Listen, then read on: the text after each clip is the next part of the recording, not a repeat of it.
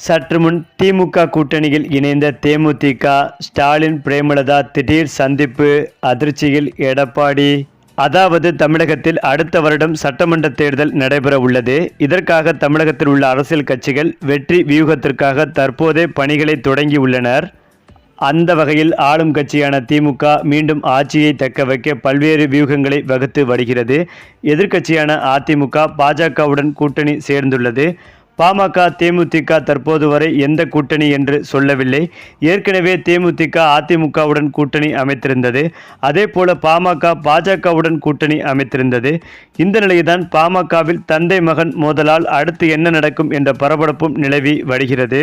அதேபோல் சீமான் இந்த முறையும் தனித்து போட்டியிடுவதாக அறிவித்துள்ளார். தமிழக வெற்றிக் கழகமோ திமுக பாஜகவுடன் என்றும் கூட்டணி இல்லை என அறிவித்துள்ளதால் அதிமுகவுடன் கூட்டணி அமைக்குமா என்பதை பொறுத்திருந்துதான் பார்க்க வேண்டும். இதெல்லாம் ஒரு பக்கம் இருந்தாலும் அதிமுகவுடன் கூட்டணியில் இருந்த தேமுதிக மாநிலங்களவை சீட் கேட்டுதான் 2024 மக்களவைத் தேர்தலில் கூட்டணி போட்டதாகவும் அதிமுக கண்டிப்பாக ஒரு சீட் தரும் என்ற நம்பிக்கையில் காத்திருப்பதாக அண்மையில் கூறியிருந்தார். ஆனால் அதிமுக தரப்போ இருக்கும் 2 மாநிலங்களவை சீட்டை தங்கள் கட்சிக்கே ஒதுக்க முன்வந்துள்ளதாக தகவல் வெளியாகி உள்ளது. இதனிடையேதான் தமிழகத்தில் திமுக கூட்டணியில் உள்ள காங்கிரஸ் கட்சி தலைவர் செல்வ பெருந்தகை தேமுதிகவை தங்கள் கூட்டணிக்கு வர வேண்டும் என அழைப்பு விடுத்துள்ளார். இதனிடையேதான் இன்று திமுக முன்னாள் தலைவரும் முன்னாள் முதலமைச்சருமான கலைஞர் கருணாநிதியின் 102வது பிறந்த நாளை முன்னிட்டு தேமுதிக வாழ்த்து கூடியிருப்பது புதிய விவாதத்தை ஏற்படுத்தி உள்ளது. மேலும் தேமுதிக பொதுச் செயலாளர் பிரேமலதா வெளியிட்டுள்ள எக்ஸ் தள பதிவில் இந்திய அரசியல் வரலாற்றின் மூத்த அரசியல் தலைவர் கலைஞர் அவர்களின் 102வது பிறந்த நாள் இன்று. இருந்தாலும் மறைந்தாலும் பேர் சொல்ல வேண்டும் என்பதற்கு ஏற்ப அவர் வாழ்ந்த காலம் தமிழுக்கும் தமிழ்நாட்டிற்கும் அவர் ஆற்றிய பணிகள் என்றும் அனைவரின் மனதிலும் நீங்கா இடத்தை பிடித்துள்ளது. கேப்டனுக்கும் அவருக்குமான அந்த அன்பும் நட்பும் மிக ஆழமானது.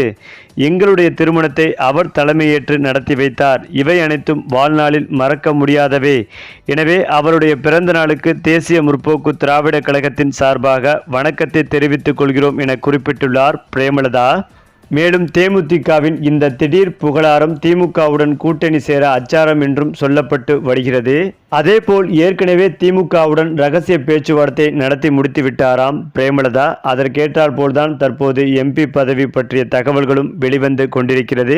மேலும் அடுத்து வருகின்ற சட்டமன்ற தேர்தலில் உறுதியாக திமுகவுடன் கூட்டணி சேருவதற்கான பேச்சுவார்த்தையும் நடத்தி முடித்திருக்கிறார் தேமுதிக தலைவர் பிரேமலதா. அது மட்டுமில்லாமல் விரைவில் முதலமைச்சர் ஸ்டாலின் அவர்களை பிரேமலதா நேரில் சந்திக்க உள்ளதாகவும் தற்போது தகவல்கள் சொல்லப்பட்டு வருகிறது.